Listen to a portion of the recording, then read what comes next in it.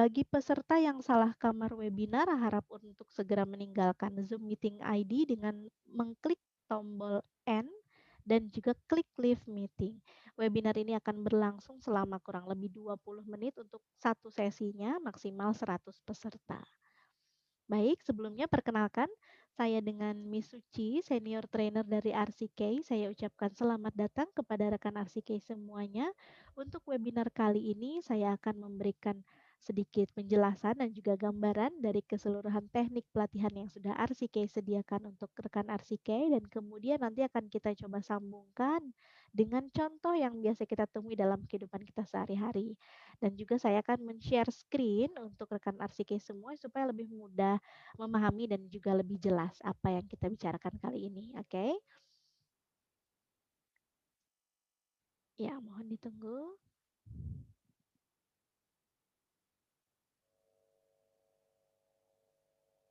Oke, ini untuk kali ini pembahasannya adalah mengenai teknik komunikasi via telepon.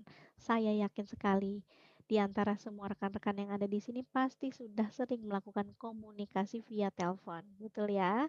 Nah, komunikasi via telepon ini, oke, dimulai dari pengenalan singkat ya tentang komunikasi. Apa sih komunikasi? Kita sering dengar banget nih komunikasi, komunikasi. Sebenarnya komunikasi itu apa ya? Gitu ya.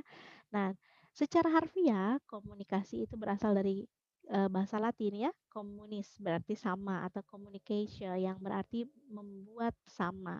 Ini menghasilkan proses yang dinamis, kemudian secara konstan berubah sesuai dengan situasi yang berlaku. Kemudian komunikasi merupakan sebuah tindakan atau proses transmisi informasi, gagasan, emosi, keterampilan, dan juga semacamnya.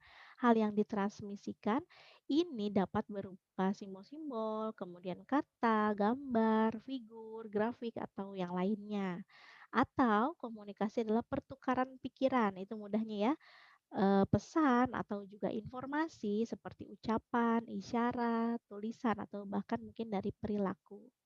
Kemudian selanjutnya, apa itu komunikasi? Ini adalah suatu kegiatan disampaikannya suatu pesan oleh seseorang kepada orang lain melalui media tertentu.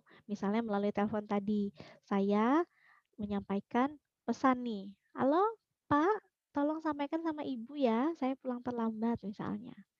Ini ada pesan nih, ada yang dikomunikasikan terhadap untuk ibunya gitu ya, melalui si penerima telepon ini gitu ya. Nah, setelah pesan tersebut diterima dan dipahami sejauh kemampuan si penerimanya, kemudian nanti menyampaikan nih tanggapan tersebut melalui media tertentu pula kepada penyampai pesan. Misalnya tadi saya menyampaikan pesan kepada si penerima telepon, kepada Bapak gitu ya, supaya menyampaikan pesan bahwa saya akan pulang terlambat nih. Sampaikan sama Ibu ya Pak, misalnya gitu ya.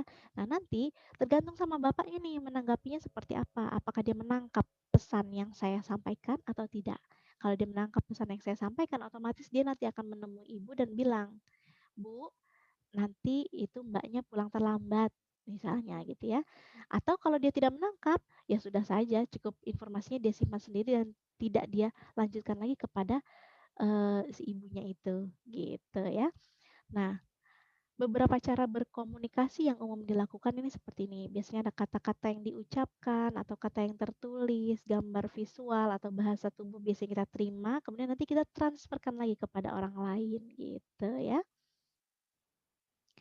Kemudian selanjutnya adalah komunikasi merupakan proses pengiriman dan penerimaan informasi antara manusia. Ini biasanya ada pengirim, ada penerima, gitu ya. Ada feedbacknya nih, gitu kan, di antara pengirim dan penerima ataupun sebaliknya. Kemudian semua pesan yang tidak sampai kepada penerima karena adanya distorsi, biasanya ada gangguan nih, gitu ya. Ada sesuatu yang menyimpang atau terhalang gitu ya. Kalau misalnya kita menyampaikan tadi, misalnya tadi si bapak yang menerima telepon ternyata kurang mendengar nih suara saya, ternyata suara saya ini putus-putus gitu ya. Gangguannya adalah mungkin dari sinyalnya misalnya gitu ya, sampai akhirnya pesan tersebut tidak sampai. Dan akhirnya mungkin yang diterima oleh si penerima mungkin hanya eee, "Pak, sampaikan sama Ibu, saya pulang terlambat." Mungkin dia hanya menerima, "Sampaikan sama Ibu saya pulang." terlambatnya ketinggalan karena mungkin tadi gangguan sinyal misalnya gitu ya. Nah, hal-hal yang seperti ini, adanya distorsi atau adanya gangguan gitu ya dalam pengiriman atau penerimaan pesan. Nah, apa penyebabnya terjadi distorsi ini? Yang pertama adanya persepsi.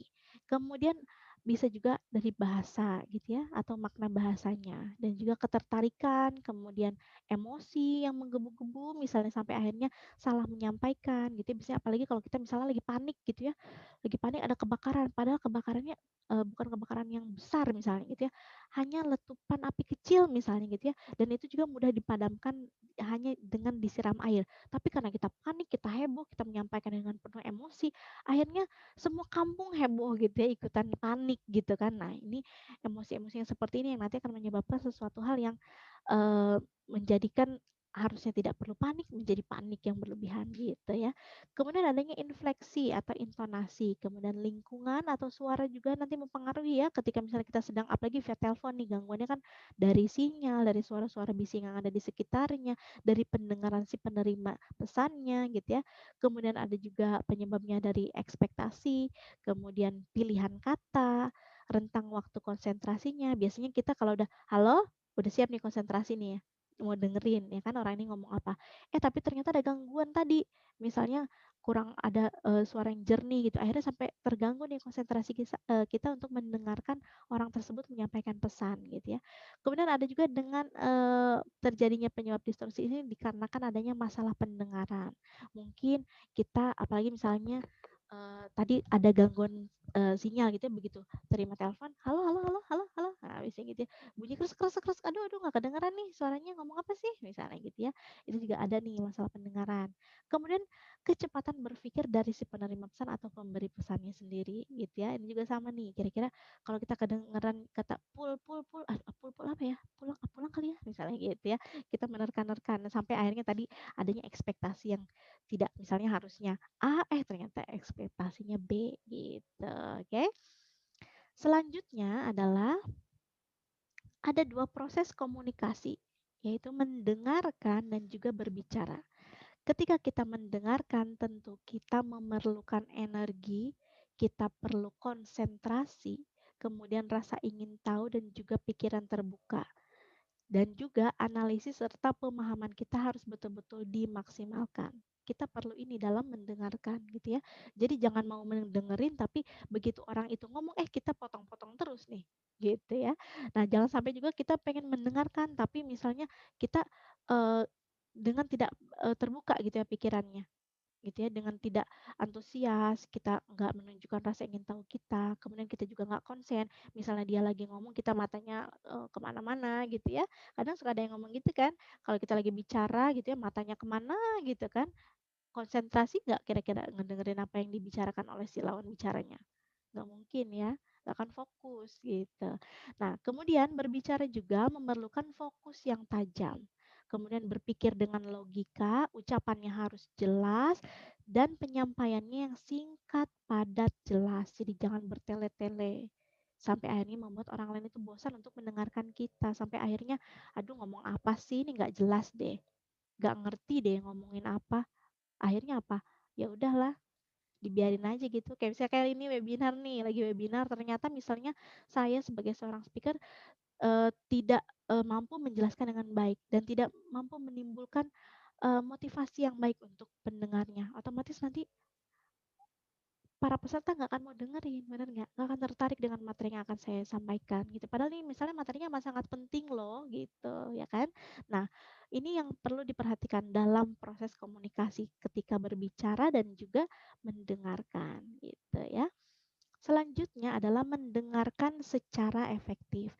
Sikap yang mendukung mendengarkan dengan efektif yaitu mempertahankan postur badan yang santai, kemudian ketika duduk, duduk dengan posisi yang agak ke depan. Kalau sekiranya kayaknya, aduh kayaknya saya kurang bisa konsentrasi nih kalau ngedengerin eh, caranya duduk sambil sender-senderan misalnya gitu ya. Oke, saya mau duduk tegap, kemudian saya eh, posisikan badan saya posisinya tegak agak ke depan, kemudian tangan saya di atas meja atau misalnya di atas paha misalnya gitu ya. Kemudian jika berhadapan, berhadapan dengan posisi setara atau eye level gitu ya. Kemudian mempertahankan postur tubuh terbuka, mempertahankan jarak yang wajar gitu. Kalau sekarang kan lagi physical distancing ya, minimal 1 meter ya jaraknya. Kemudian merefleksikan emosi, menjaga kontak mata. Jadi jangan sampai ketika diajak bicara, kita harusnya mendengarkan kan fokus ya. Jangan sampai kita dia lagi bicara, mata kita sambil lihat-lihat yang lain, gitu ya. Harus dijaga nih kontak matanya supaya yang berbicara pun merasa dihargai, gitu. Kemudian menciptakan lingkungan yang tenang tanpa terganggu dengan sekitar. Jadi diusahakan ketika nanti kayak sekarang nih mau webinar nih, wah kayaknya kalau di luar rame nih, oke deh aku mau dengerin di kamar aja, misalnya gitu ya. Oke, masuk ke kamar gitu ya, kunci kamarnya supaya tidak terjadi gangguan-gangguan yang nanti akhirnya mengganggu konsentrasi kita pada saat mendengarkan gitu. Oke. Selanjutnya, sikap yang dapat menyembunyikan efektivitas mendengarkan. Misalnya bersikap menghindari, kemudian menceritakan diri sendiri terus tanpa mendengarkan cerita lawan. Kemudian tidak merespon, kita cuman kemarin aku jalan-jalan ke mall loh." "Oh, mhm mhm." Bisa gitu ya, udah kayak males banget gitu nanggepinnya gitu kan. Nah, jangan sampai ini terjadi ya. Kemudian kita lawan bicara kita lagi antusias banget, lagi ceritanya lagi heboh, tiba-tiba kita menyela, udah deh stop dulu deh, udah deh, kayaknya nggak penting deh cerita itu." Misalnya gitu ya. Wah, itu kayaknya jelek banget ya kan. Nah, jangan sampai kita menyela pembicaraan si pembicara tersebut. Kemudian kritik. Kritiknya kalau membangun ya boleh-boleh aja ya kan, tapi kalau kritik pedas dan, menjatuhkan, waduh ini jangan sampai terjadi ya. Apalagi sampai menghakimi, kemudian mendiagnosis, "Ih kamu garuk-garuk terus dari tadi, kayaknya kamu kena ini deh." Atau misalnya, "Wah kamu bersin-bersin terus dari tadi, jangan-jangan kamu kena virus ini ya?" Misalnya gitu ya. Nah jangan sampai seperti itu ya. Kemudian memberikan solusi dan juga mengganti subjek pembicara. Kita lagi ngomongin A, tiba-tiba kita ganti topik deh, langsung misalnya ngomongin, yang lain gitu, jangan sampai ini terjadi gitu ya. Nanti tidak akan terjadi efektivitas mendengarkan yang baik gitu. Bagaimana cara meningkatkan kemampuan mendengar secara efektif? Biasanya ada 3 hal nih, parafrase yaitu mengulang apa yang lawan bicara katakan dengan menggunakan kata-kata sendiri. Misalnya, "Guys, besok datang ya ke rumahku jam 5 loh."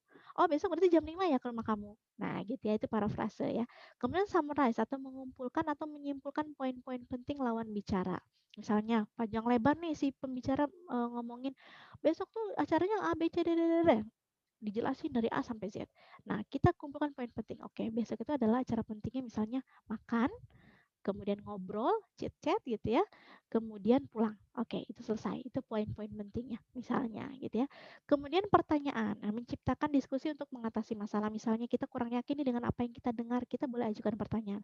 Berarti besok, jam 5 kan? Benar nggak jam 5? Iya benar besok jam 5 gitu ya, memastikan kembali gitu ya. Memastikan kembali pernyataan yang sudah si pembicara supaya kita lebih yakin lagi kira-kira benar nggak ya apa yang kita dengar ini gitu, oke. Dan yang terakhir adalah mengenai gaya komunikasi. Ini terbentuk dari pengalaman masa lalu. Biasanya ketika anak kecil nih melihat orang tuanya sedang berbicara. Nah, biasanya sudah terekam tuh bagaimana gaya berkomunikasi si anak tersebut nanti ke depannya sudah terlihat dari cara orang tuanya berbicara. Kurang lebih nanti akan sama gitu ya. Nah, karena komunikasi ini tidak hanya terjadi begitu saja. Gaya Anda ini didasarkan pada pengalaman yang seiring waktu telah berkembang menjadi pola sikap dan juga tindakan. Anak kecil melihat orang dewasa gitu biasanya meniru gitu kan, mencontoh apa yang orang dewasa lakukan. Nah, ini biasanya sudah terekam nih. Nah, terekam nanti ketika di masa mendatang ketika dia sudah mencapai usianya dan, sudah mulai bisa berbicara di depan umum, misalnya sudah bisa mengungkapkan, kata-kata gitu dengan baik, sudah bisa mengkomunikasikan sesuatu atau pikiran atau ide atau gagasan dia dengan baik, nanti kurang lebih akan terbentuk gaya komunikasinya seperti yang pernah dia terima dulu gitu, yang pernah dia lihat dulu. Nah, ini adalah siklus terus-menerus. Nah, pengalaman ini mempengaruhi pikiran. Seiring waktu, pengalaman Anda ini akan menjadi sikap. Nah, sikap ini menjadi cetak biru untuk pengalaman baru yang berkembang menjadi pola perilaku. Kemudian kesadaran akan gaya pribadi Anda sangat penting untuk mulai merubah sikap negatif dan perilaku menjadi sikap positif gitu ya. Jadi sadar nih gaya bicaranya seperti ini, aduh kayaknya ini kayaknya kurang baik deh. Oke, yang baiknya seperti apa? Oke, kita pikirkan terus kita ganti nih, di lain kesempatan kita gunakan gaya komunikasi yang berbeda untuk menarik, perhatian si pendengar dan juga merubah nih pola pikir yang menurut kita, "Aduh kayaknya ini masih negatif deh." Dirubah menjadi yang positif gitu ya. Nah, karena ini adalah kunci untuk memberdayakan Anda untuk menetapkan tanggung jawab pribadi dan juga akuntabilitas di tengah perubahan perilaku. Ingat, satu-satunya orang yang bisa benar-benar mengontrol atau mengubah perilaku, gaya komunikasi kita, tata bahasa kita gitu ya, kemudian, sikap kita ya diri kita sendiri bukan orang lain, setuju ya? Nah, jadi teman-teman juga harus perhatikan ketika kita berkomunikasi atau, melakukan, mmm, kontak dengan orang lain yang perlu diperhatikan adalah ketika kita berbicara, mereka kira-kira tertarik nggak ya dengan pembicaraan kita, gitu ya. Mereka mau dengerin nggak ya kalau kita cara bicaranya seperti ini, misalnya gitu ya. Atau misalnya mereka, akan merasa kita udah tahu nih, "Aduh kayaknya kalau cara ngomongnya kayak gini mereka bakalan bosen deh, diganti ah." Diganti caranya deh misalnya gitu ya dengan cara-cara yang lain yang lebih inovatif misalnya. Atau mungkin misalnya ketika kita sedang di posisi sebagai pendengar gitu ya. Pendengar yang baik seperti apa? Apakah kita harus menyela pembicaraan ataukah kita harus memotong pembicaraan atau kita malah membicarakan topik yang lain dari keluar dari topik yang dia bicarakan gitu ya. Nah, ini yang perlu teman-teman sikapi dengan baik gitu ya. Karena yang bisa mengontrol diri kita kan ya hanya kita sendiri. Yang tahu kita ya kita sendiri, benar nggak? Jadi teman-teman ketika ingin melakukan komunikasi perhatikan betul-betul posisi teman-teman sebagai apa? Sebagai pendengarkah atau sebagai pembicarakah gitu ya. Keduanya akan saling berkaitan karena mau bagaimanapun kita ini nanti akan mendengar dan otomatis nanti akan berbicara. Terus selalu terus-menerus seperti itu gitu ya. Jadi betul-betul kita harus perhatikan gaya komunikasinya, cara berkomunikasinya dengan baik gitu. Oke? Untuk penjelasannya mungkin dicukupkan sekian ya, mudah-mudahan bisa bermanfaat untuk teman-teman dan harapannya bisa teman-teman praktekkan nih, bisa diaplikasikan di kehidupan kita sehari-hari. Yang selama ini misalnya masih, "Duh kayaknya kurang lancar nih ngomongnya," yuk dilatih. Dilatih supaya kita bisa berbicara dengan lancar, minimal ngobrol sama orang tuanya gitu ya, atau misalnya menjelaskan sesuatu hal sampai orang tuanya mengerti atau paham, atau adiknya nih nanyain, "Kak, ini cara pakai laptop gimana ya? Aku tuh nggak paham." "Oh, gini loh, Dek, kalau kita punya gaya komunikasi yang enak, yang bagus, yang baik, nanti pasti dia mengerti, ya nggak? Gini, Dek, caranya, kamu nyalakan dulu nih tombol powernya, kamu pencet nih, ini namanya tombol power, Dek." Misalnya gitu ya. Dijelasin sedikit demi sedikit sampai si pendengar itu mengerti apa yang kita bicarakan gitu ya. Nanti kan tercapai pesannya yang tersampaikan dengan baik sampai akhirnya si pendengar ini bisa paham dan juga mengerti apa yang kita bicarakan gitu. Oke. Terima kasih banyak ya teman-teman atas waktunya. Mudah-mudahan bisa ketemu lagi nih di lain kesempatan dan mudah-mudahan teman-teman selalu diberikan kesehatan karena ini masih masa pandemi ya. Jangan lupa untuk jaga kesehatan selalu. Kemudian jangan lupa juga 3M ya, memakai masker, menjaga jarak, dan juga mencuci tangan dengan sabun di air yang mengalir. Oke, terima kasih banyak atas waktunya. Sampai jumpa di lain kesempatan. Salam progres. Bye bye.